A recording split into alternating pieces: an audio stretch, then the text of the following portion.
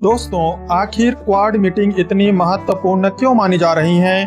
Bharat, America, Japan और Australia आखिर मिलकर क्या बड़ा प्लान बना रहे हैं? और क्यों कहा जा रहा है कि क्वाड का सबसे बड़ा फोकस चाइना पर है?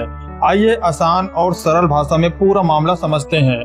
हाल ही में भारत की राजधानी दिल्ली में क्वाड देशों की बड़ी बैठक होने जा रही है। क्वाड यानी इंडिया, अमेरिका, जापान और ऑस्ट्रेलिया का एक महत्वपूर्ण समूह। इस मीटिंग का मुख्य फोकस होगा इंडो पैसिफिक सिक्योरिटी पर, चाइना की बढ़ती ताकत को कम करने के लिए मैरीटाइम सेफ्टी और टेक्नोलॉजी पार्टनरशिप पर। अब सवाल यह है कि इंडो पैसिफिक इतना महत्वपूर्ण क्यों हो जाता है?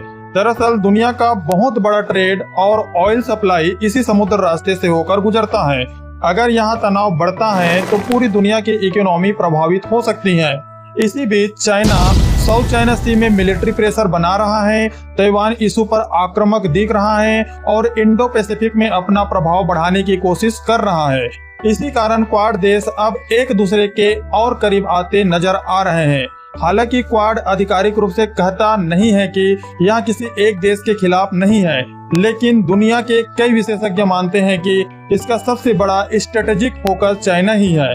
भारत के लिए भी क्वाड बहुत महत्वपूर्ण हो जाता है, क्योंकि चाइना के साथ बॉर्डर टेंशन बनी रहती है, लद्दाख विवाद होता रहता है और इंडो पैसिफिक कंपटीशन लगातार बढ़ते जा रहे हैं। इसके अलावा क्वाड अब सिर्फ मिलिट्री नहीं बल्कि एआई, सेमीकंडक्टर, साइबर सिक्योरिटी और सप्लाई चेन पर भी साथ काम कर रहा है। सच यही है कि क्वाड अब दुनिया की सबसे महत्वपूर्ण जियोपॉलिटिकल पार्टनरशिप में से एक बन चुका है।